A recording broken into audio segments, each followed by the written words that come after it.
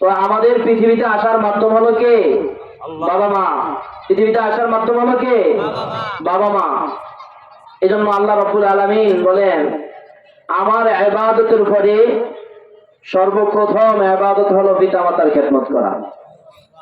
আল্লাহর ইবাদতের পরে, কার ইবাদতের পরে? আল্লাহর ইবাদতের পরে সর্বপ্রথম ইবাদত হলো পিতামাতার খেদমত করা।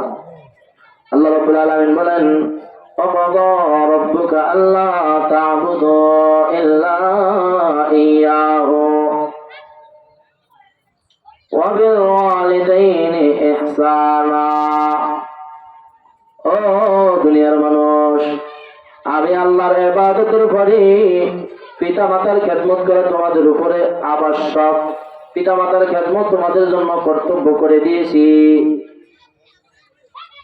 আল্লাহ তা'বুদু ইল্লা ইয়্যাহু ওয়া বিল ওয়ালিদাইনি ইহসানা।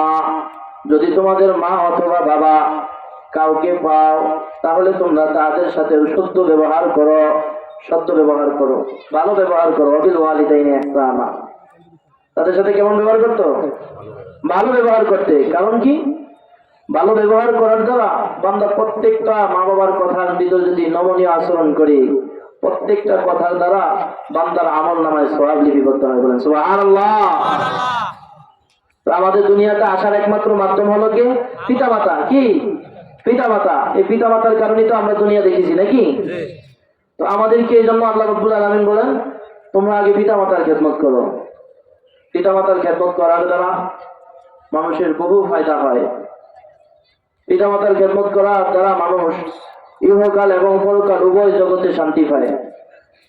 যদিও একেবারে গরিব থাকে, অসহায় থাকে, দেখা যায় পিতামাতার খেদমত করতে করতে এক সময় আল্লাহ তাআলা তার জন্য ভাগ্যের দুয়ার খুলিয়ে দেয়।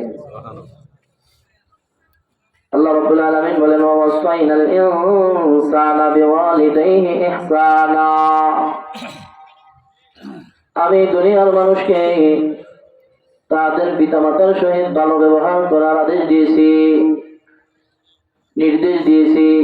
দুনিয়ার সমস্ত মানুষকে পিতামাতার সহিত সত্য ব্যবহার করার নির্দেশ কে দিয়েছে? আল্লাহ। কথা বলেন, কে দিয়েছে? আল্লাহ দিয়েছে। আল্লাহ তাআলা যেটা বলেন এটা হলো বান্দার জন্য ওয়াজিব। কি ভাই? ওয়াজিব। তো আল্লাহ তাআলার ইবাদতের পরে বান্দা তার মা বাবার খেদমত করবে, এটা কার হুকুম? আল্লাহর হুকুম। কথা বলেন, কার হুকুম? আল্লাহ তাআলার হুকুম। এই হুকুম পালন করার দ্বারা বান্দা কি করবে? উভয় জগতে শান্তি পাবে।